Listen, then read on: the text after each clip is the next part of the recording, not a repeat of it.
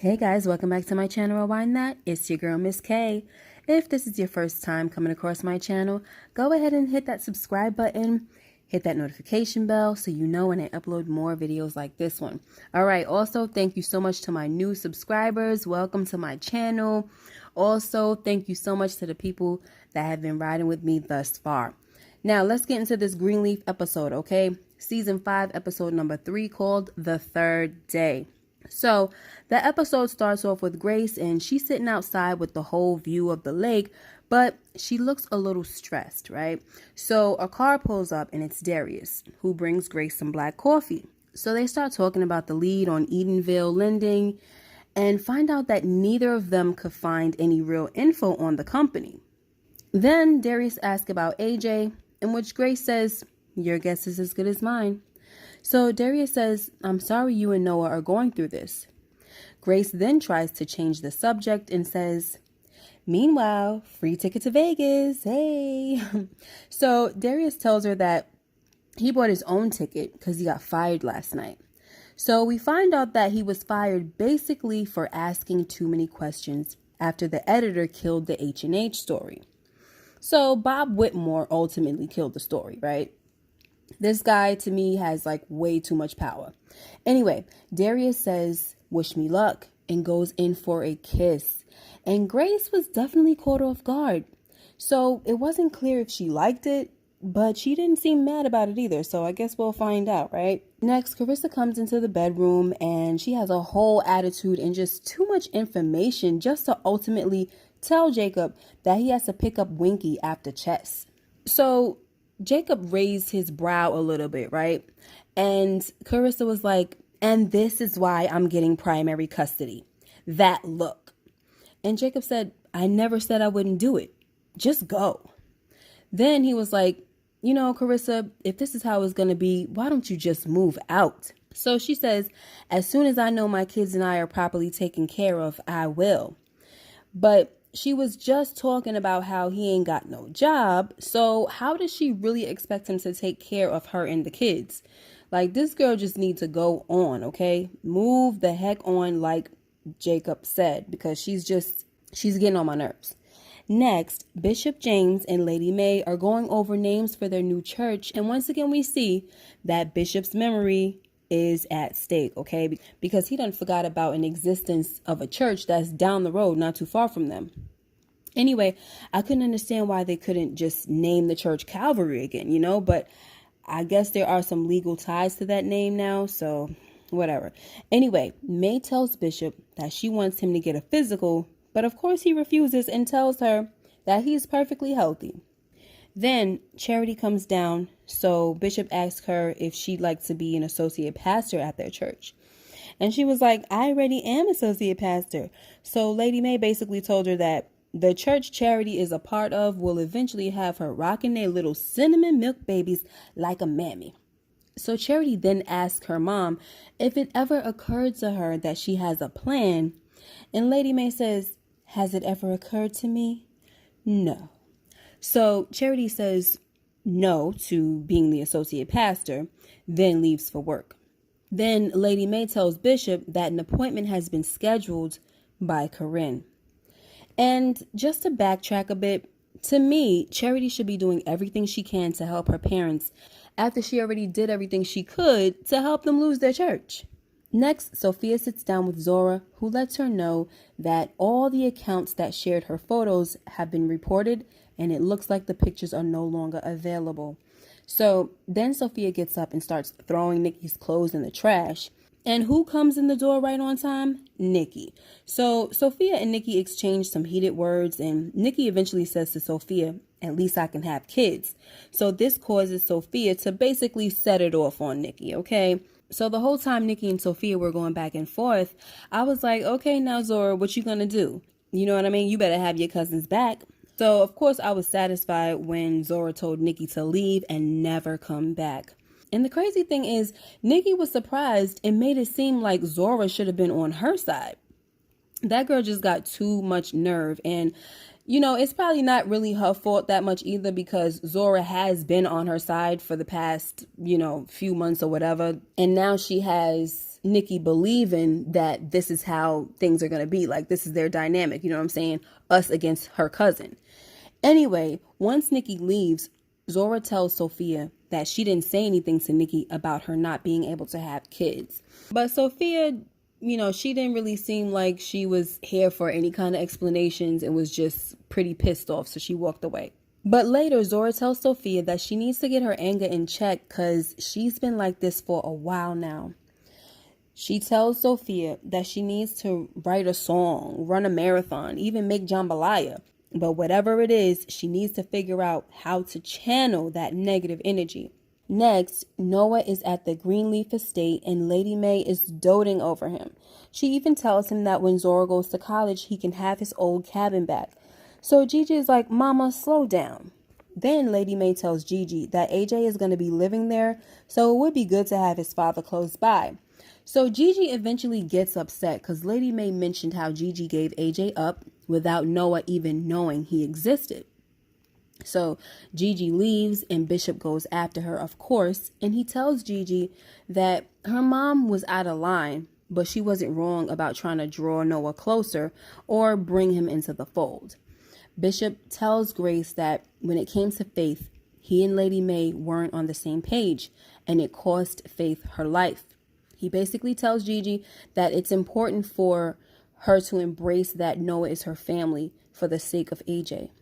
Next, Jacob and Tasha go find the daughter of Daryl James, whose name is Tara. And Tara tells Jacob that God told her a day would come when a Greenleaf would come to her to make things right. So after she tells Jacob that she also believes, along with her sister and brother, that Bishop killed her father, Jacob says, how do you know it was Bishop on the phone? It could have been Mac. Then Jacob says, did Basie personally answer the phone? And Tara says, I don't know.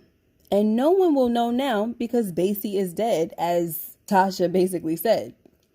So anyway, when Jacob asks Tara about her father's relationship with Loretta Davis, she gets all nervous and pretty much doesn't want to answer any more questions till she knows what the conversation is really all about. Next, Bishop and Lady Mae sit down with Corinne and they're trying to find someone to handle the music for the church. But when no one is available, Corinne steps up and says she'll do it. And this is what I like about Corinne, because she definitely is a ride-or-die chick for the Greenleaf, you know what I mean? Anyway, let's move on. Next, as Tasha and Jacob are leaving, Tara gets on the phone with someone and tells them she had a very interesting meeting with Jacob. And her tone did not seem as innocent as it was when she was sitting down talking with Tasha and Jacob.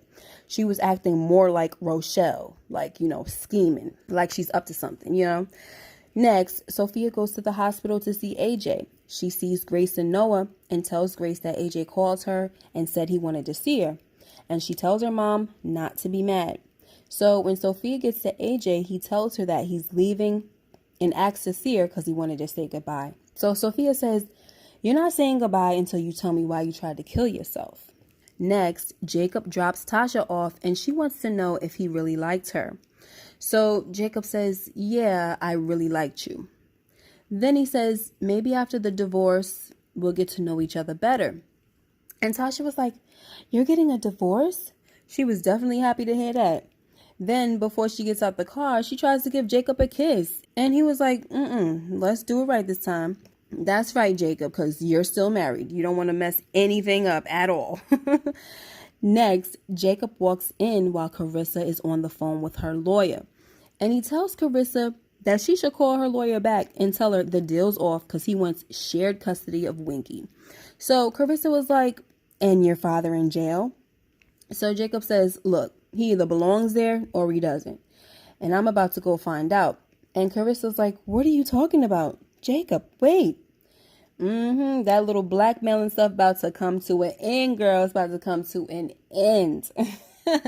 Next, AJ tells Sophia that with all he's been through, he can't be around people. He can't be with family. So Sophia basically tells him that if he keeps running her out of his life or trying to push her away, she's going to just cut him off, period.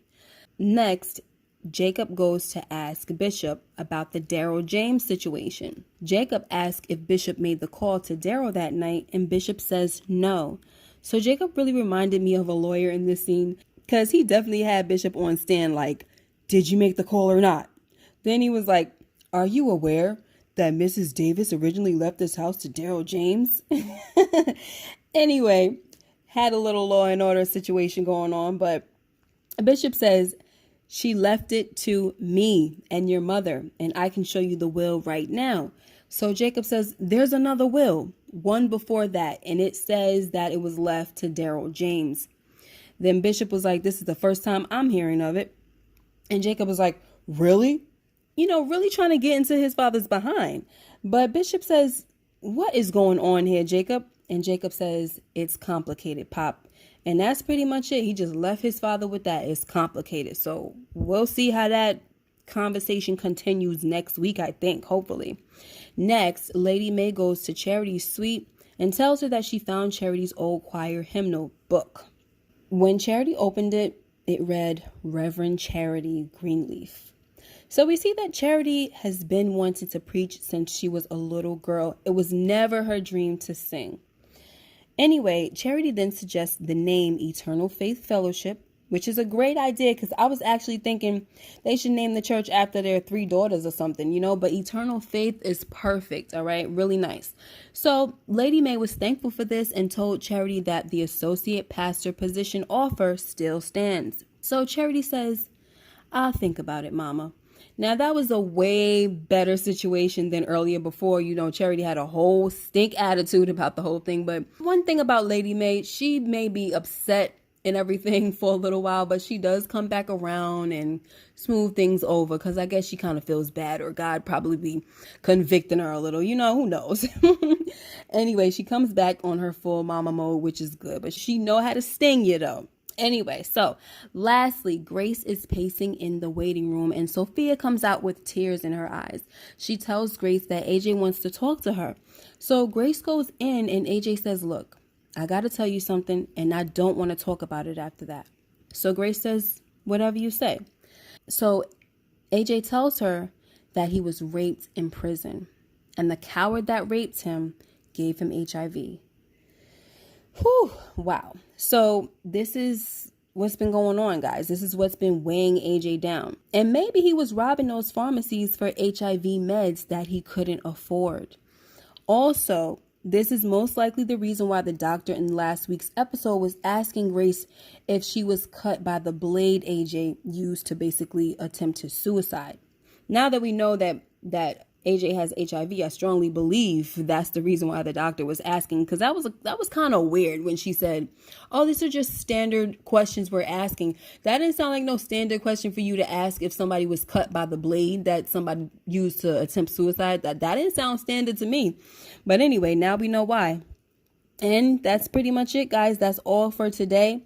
Oh, another thing I wanted to say was, so what about the guy that we thought might have been the real AJ? So what did he have to do with this whole story? Why did he show up? What was his whole purpose in this whole story, right? Maybe, this was my thought, maybe he was the one that raped AJ in jail. But then I started to think, no, that can't be it, because AJ should have been happy about him being killed, right? But instead, AJ seemed to be really bothered that someone went down for a crime that he committed. So I don't think that either. But that was just a thought. I just wanted to share. Sometimes when I have thoughts that come into my mind, I just want to share it with you guys. Even if it may not have a leg to stand on, I just want to share it sometimes. So that's what I was thinking. Quickly thought it and quickly unthought it, Anyway, that's all for today, guys. The story is unfolding, and I'm so glad that AJ is really Grace's son. But I just really hope that AJ will embrace his family. You know what I mean? Like, they want to love him. So I really hope that he can accept that and just be a part of the family. That's it.